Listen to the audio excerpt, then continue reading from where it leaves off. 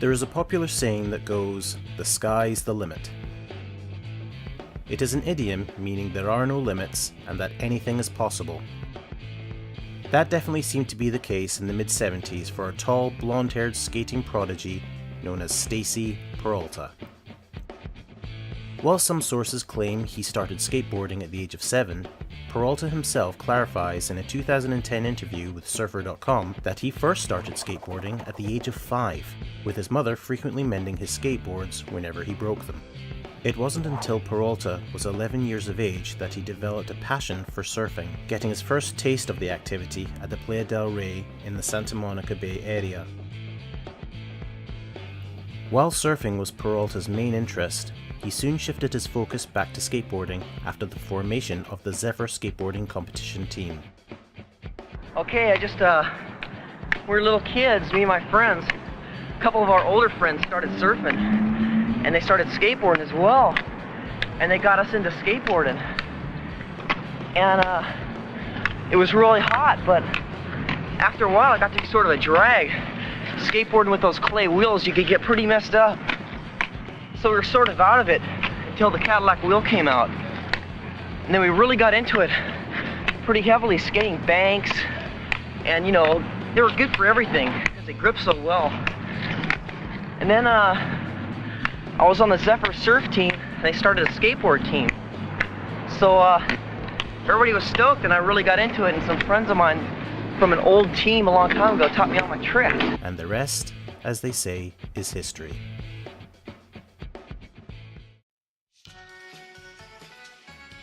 After the team split up, Peralta became one of its breakout stars. He became one of the most iconic skateboarders in the world, riding high as the highest ranking professional skateboarder at just 19 years of age. Peralta traveled all over the world, taking part in numerous competitions under the sponsorship of Gordon and Smith, along with being featured in numerous skateboarding magazines. Peralta even broke into the mainstream media with television interviews, as well as a guest appearance on the original TV crime show Charlie's Angels.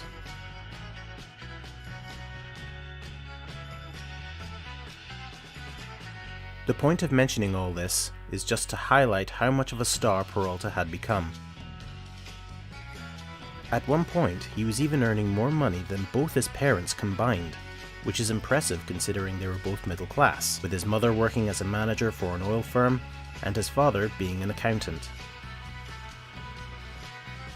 Unlike his fellow Z-Boy contemporaries like Jay Adams and Tony Alva, who got caught up in hard partying and substance abuse, Peralta managed to keep a clear head and not indulge in such excesses. Even during the peak of his success, at the back of his mind Peralta knew he could not skate forever. By the time he had reached his 20s, Peralta had already attained several wrist fractures. He needed to think practically about his future and where his life was heading. It was in 1978 that Peralta decided to explore his entrepreneurial side and formed what would become a very influential partnership.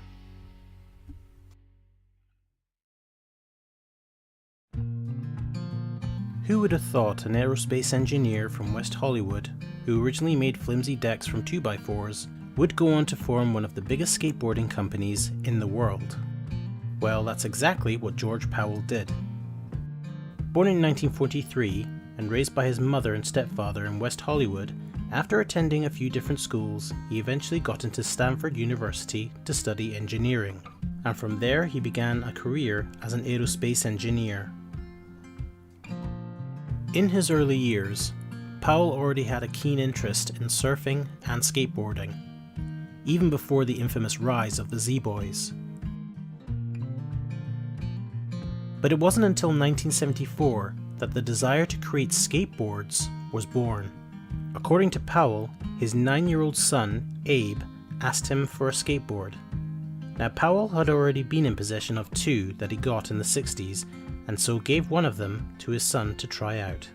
His son soon declared that it was not good and that he needed, quote, the yellow wheels.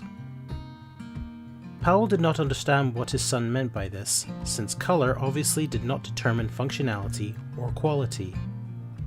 But in an attempt to humor him, Powell took his son to the local store, and sure enough, they found the wheels in question, and they were indeed yellow.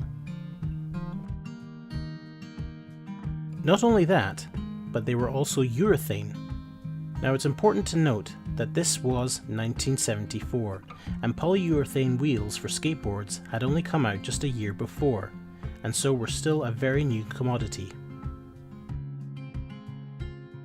The skateboard Powell gave to his son was nothing more than a plank of wood with clay wheels attached, a far cry from what they would later become. Due to his own knowledge in the engineering field and seeing potential in the market for a vastly superior product, Powell made a career turn and began making skateboarding decks right out of his own garage. This was the birth of a new company called Powell Skateboards. In 1976, Powell made some financial adjustments in his personal life to accommodate his new business venture. He began experimenting with various materials like fiberglass and aluminium when making skateboard decks.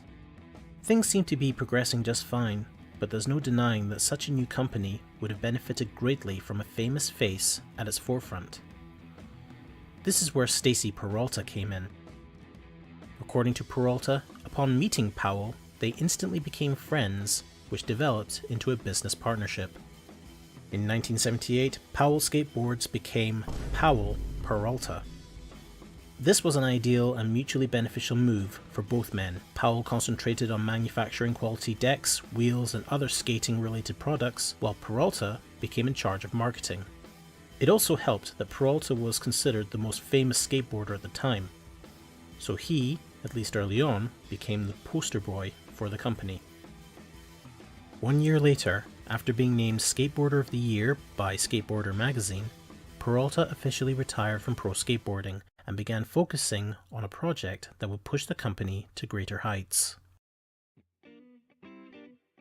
He expressed his desire to recreate the magic and camaraderie of his days with the Zboys. To do this, he wanted to mentor a new generation of skateboarders that would help carry the company and skateboarding in general into the future. Now we should say Stacy Peralta started the Bones Brigade. He put the team together and mentored you guys and made videos, and he's been sort of your second father your whole life. I would say almost like a big brother to us. Yeah. I mean, Right. He was kind of the guy to show us the way, what he did, and what we could do. Peralta was not interested in recruiting established stars or poaching from other skating teams. In his own words, he wanted people that absolutely nobody had ever heard of. He wanted heart and passion. With his vision in place, what was this new team going to be called? For this, Peralta turned to an old friend from his past, former Skateboarder magazine contributor and one of the founders of the original Zboys, Craig Stasek. Stasek was given only one rule for coming up with a name for this new skateboarding team. It couldn't contain the words skateboarding or team. Right off the bat, Stasek came up with the name Bones Brigade. Peralta travelled all over the country, talent scouting various competitions and tryouts. He obviously had an eye for talent, because the skaters he eventually invited to join the Bones Brigade would go on to become megastars not only as a team, but also in their own individual right. The likes of Tony Hawk, Rodney Mullen, Tommy Guerrero, Mike McGill, Steve Cabalo, just to name a few. Later members included the likes of Bucky Lasek, Jim Thibaud, Mike V, and Brandon Novak. Even European skaters like Per Welander secured a position on the team. Together and individually, the members of the Bones Brigade dominated competitions and news articles.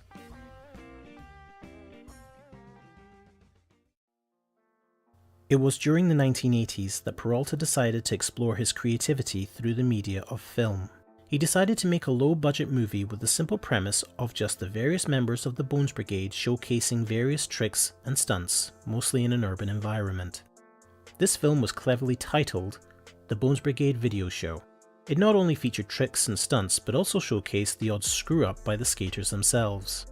While Peralta expected it to sell moderately, it ended up selling well over 30,000 copies upon its release. showcasing that there definitely was a market beyond the typical skateboarding enthusiast crowd.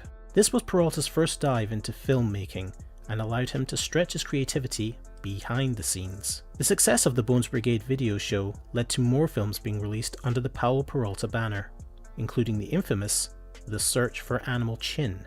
While by modern film standards it's cringy to watch, since the cast were not professional actors, it does hold the distinction of being the first ever skateboarding film to have a plot. Watching these films today, it is very reminiscent of future shows that would adopt a similar formula. In fact, there is a strong case to make that they were something of an inspiration for later shows like CKY and Jackass.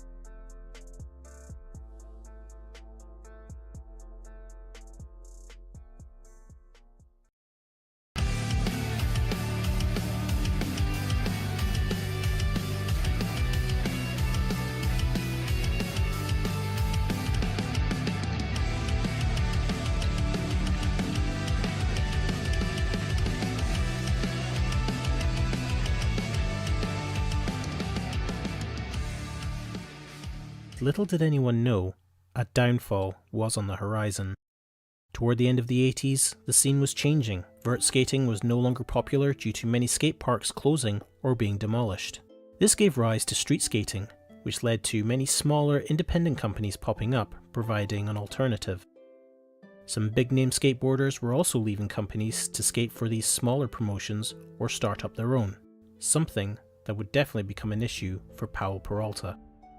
Peralta himself realized the company needed to evolve with the times in order to stay relevant.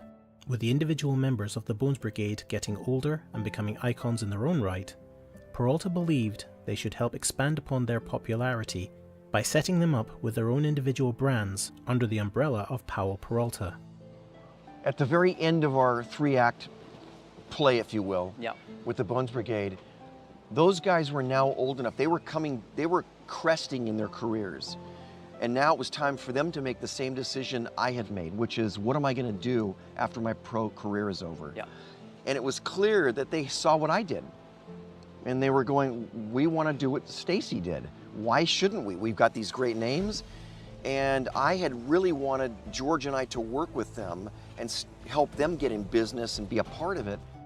Powell himself disagreed with this idea and wanted to continue with the status quo. This was the beginning of a rift between Powell and Peralta that would lead to a deterioration in their personal and professional relationship. Things were already complicated due to some OG members of the Bones Brigade already drifting away. Rodney Mullen and Mike V were among the earliest ones to leave and start their own company between 1987 and 1988. A few years later, Tommy Guerrero and Jem Thiebaud soon followed suit. In 1991, Peralta himself decided to step away from the company he helped develop in order to focus more on his filmmaking career. His friendship with Powell by this point had completely broken down and they ended up not speaking to each other. We didn't agree on the direction of the company, where we should go. I couldn't provide anything for them, so it was time for them to move on. And I looked and said, God, do I want to continue and now do the same thing over again? And I didn't. I didn't want to do it over again. I wanted to try something different, and I was starting to find filmmaking really interesting.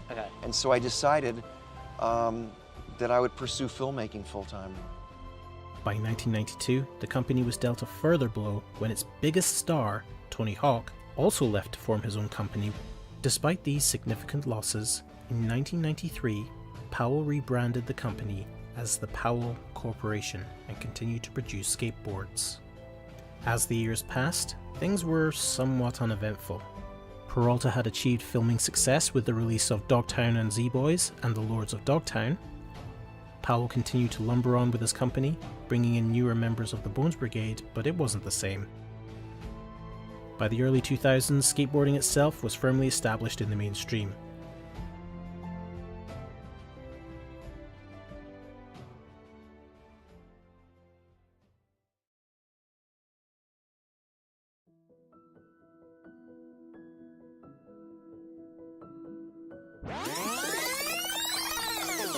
In the year 2006, something unexpected happened.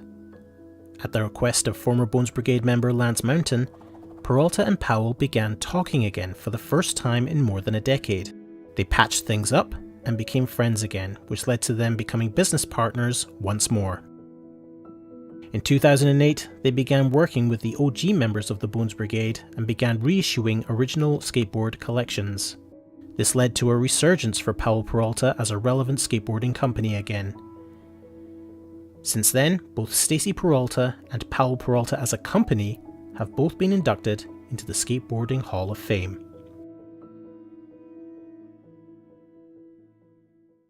So that was just a brief history of the Bones Brigade. There are many skaters who can lay claim to being a part of the team at one time or another, so to finish off, I'll be taking a look at the most prominent members, plus a few honourable mentions.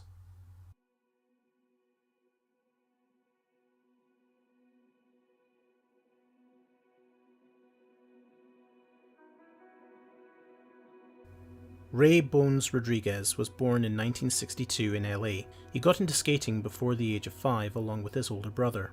George Powell invited Rodriguez to promote his newly made decks and newly launched Bones wheels before the company Powell Peralta was ever formed.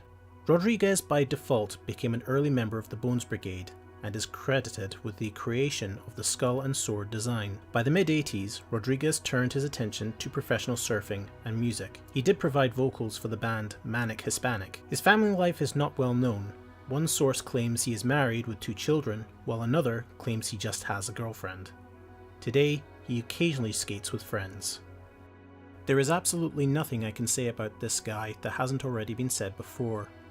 Chances are even those with no interest in skateboarding know his name. Anthony Frank Hawk, better known as Tony Hawk, was born in San Diego in 1968, the youngest of 4 children. He started skateboarding shortly after he was given a skateboard by his older brother. In 1980, Hawk joined the Bones Brigade. From then on, he won 73 titles over the course of his career and dominated almost every competition he entered. After more than a decade, Hawk left Powell Peralta in 1992 to form his own company with fellow skateboarder Per Wellander, called Birdhouse Skateboards. Since then, Hawk branched out into the mainstream with various film and TV show appearances, and a video game series in his name. He retired from competing professionally in 2003, however he still skates casually. Even today, he is still regarded as the most influential and famous skateboarder in the world. He is married with 4 kids and currently lives in California. One of the very few members to not come from the US, Per Nils Willander was born in the Stockholm area of Täby, Sweden in 1962. Growing up, Wellander was very active, having taken part in a lot of sports, but at the age of 15, a friend introduced him to a skateboard.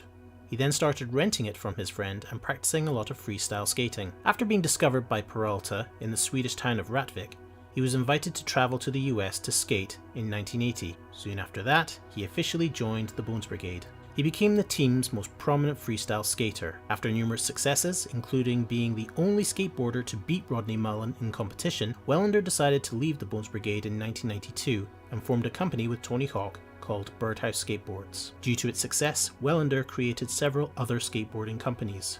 While he no longer skates professionally, Wellander moved into trading and investing. Today, he, along with Kurt Schei, are partners of Wellander Schei Capital. Coming across as very shy and withdrawn during interviews, John Rodney Mullen was born in Gainesville, Florida in 1966 into a middle-class family with at least one sister. At an early age, he was diagnosed with a condition known as pigeon toe, which caused his feet to turn inward. He was introduced to skateboarding by a neighborhood friend and started skating casually at the age of 10 or 11. His father did not approve of this. Mullen joined the Bones Brigade in the same year as Tony Hawk and went on to win every single freestyle competition he entered, except one where he was beaten by Per Wellander, as previously mentioned. After roughly 9 years, Mullen decided to leave the Bones Brigade. He went into a partnership with Steve Rocco and later Mike V in a company called World Industries. He also began skating for related companies like Plan B and formed additional companies in later years. Today, Mullen is referred to as the godfather of modern freestyle skating. He has since retired from active competition but does still skate on occasion. Mullen was married in the year 2000, but has been in a new relationship since 2013 and resides in California.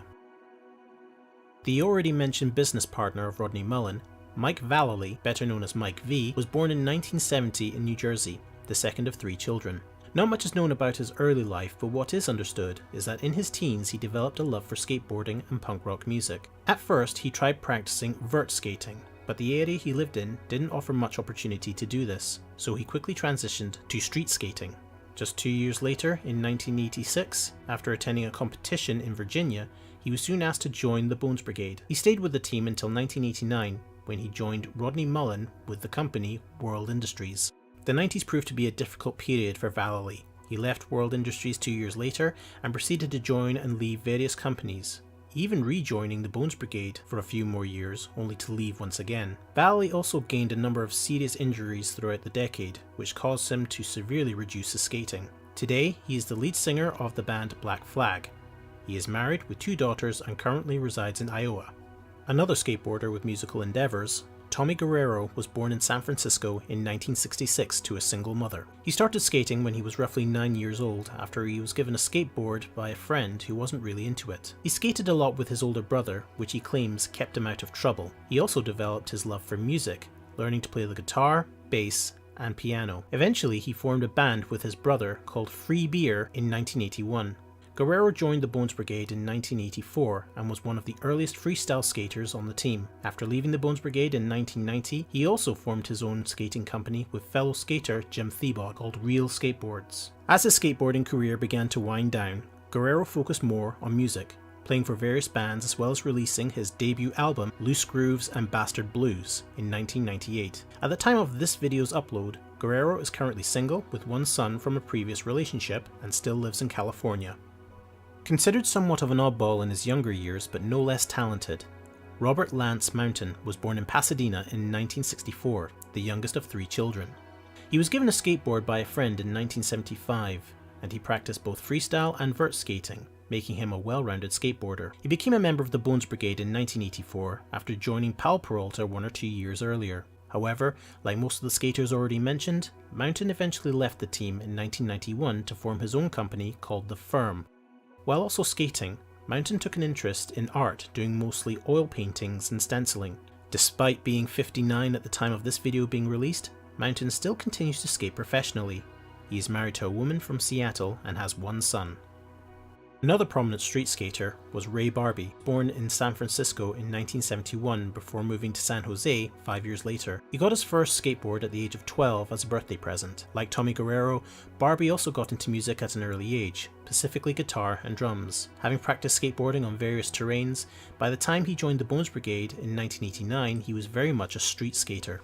However, Barbie's time with the team was short-lived. He left just 2 years later to join another skater, Lance Mountain, to form the aforementioned company, The Firm. Like Tommy Guerrero, Ray Barbie got more involved with music, culminating in a debut album called Triumphant Procession. Up until at least 2020, Barbie still skates professionally. He also lives in California with his wife and 2 sons. Steve Cabalo was born an only child in 1964 in San Jose. Despite being born with scoliosis, this didn't stop him from taking up skateboarding at the age of 12. Just 3 years later, he was noticed by Stacy Peralta during a competition, and despite finishing 5th place, Peralta still invited him to join the Bones Brigade in 1979. Caballero not only won many competitions, but also invented a move later named after him, the Caballerial. As the years went by and many of the original members of the Bones Brigade left to go solo or start their own companies, Caballero stayed with the Bones Brigade and holds the distinction of being the longest tenured member of the team. He has since become a well-respected skateboarder and has been cited by many, including Tony Hawk himself, as an inspiration. He still skates occasionally to this day and currently lives in Carlsbad, California with his wife and 2 children. Mike McGill came into this world in 1964 in New York, the youngest of 3 children. He eventually moved to Florida when he was 10, which is also where he started skating. He saw a skateboard in a neighbor's garage and asked to practice on it. He eventually showed his father how well he could skate, which led to him getting his own. As he progressed, he eventually attended various competitions.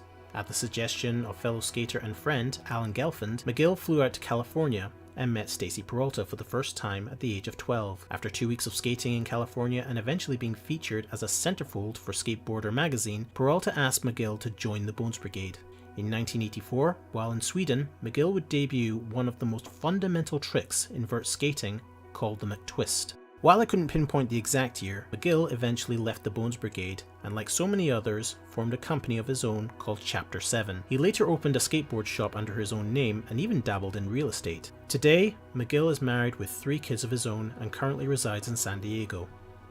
Similar to McGill, Alan Ollie Gelfand, born in 1963, originally came from New York before moving to Florida at the age of 9. He grew up in a family with 1 brother and 1 sister. It's not entirely clear when he took up skateboarding, as some sources say he was 8 and others say he was 11, but after a few years of practice, he began performing at local parks like Skateboard USA. It was in 1977 when Gelfand came to the attention of Stacy Peralta while he was touring in Florida. Gelfand performed a trick that he only mastered a year before and was actually the result of a mistake. The Ollie, as it was named, impressed Peralta so much that a couple of years later, when the Bones Brigade was being formed, Gelfand was the first skater that Peralta himself selected to be on the team. Despite the popularity of the Ollie, Gelfand's skating career was very short. He retired from skating in 1981 at the grand old age of 16 due to having surgery on his knees. Later on, he turned his attention to race car driving, then eventually settled into auto repairs. He married in 2006 and still resides in Florida. Charles Michael Lasek, better known as Bucky, was born to a single mother in 1972 in Baltimore. Growing up, Lasek spent a lot of time on his own, briefly living in Florida when he was 6 or 7. His first passion was bikes, and was able to do a variety of ramp tricks. However, when Lasek was 12, he entered a store and didn't lock up his bike properly, which led to it getting stolen. This caused Lasek to turn to skateboarding and got his very first board a few months later for Christmas. Having mastered vert skating in his local area, he joined the Bones Brigade roughly a year later when Stacy Peralta saw Lasek performing on a vert ramp. It's not clear how long he stayed with the team, but he also left and joined a variety of different companies, including Tony Hawk's own company, Birdman.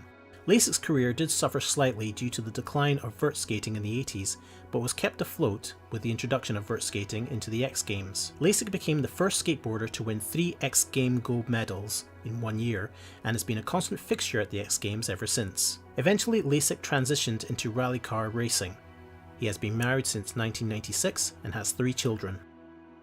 Another Baltimore native, Brandon Thomas Novak, was born in 1978 into a family of 1 brother and 1 sister. He began skating at the age of 7 and was heavily influenced by Bucky Lasek. He joined the Bones Brigade after being discovered by Tony Hawk at the age of 14. Despite this promising start, Novak soon fell into drug addiction, which led to him losing his skateboarding career and his position on the Bones Brigade. Novak did move into a TV career, but his addictions only got worse. After numerous attempts at rehab, he finally got clean in 2015 and now works as a motivational speaker and a recovery coach.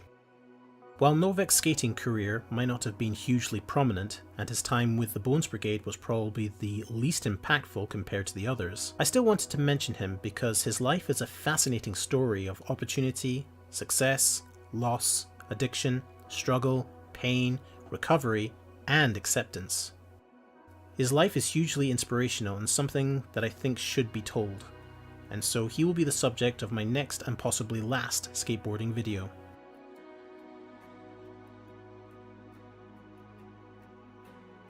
If the Zboys were responsible for creating the framework for what skateboarding would eventually become, it was the Bones Brigade that built upon it. Everything from the decks and wheels they used to the tricks they invented, all have since become commonplace for skaters today.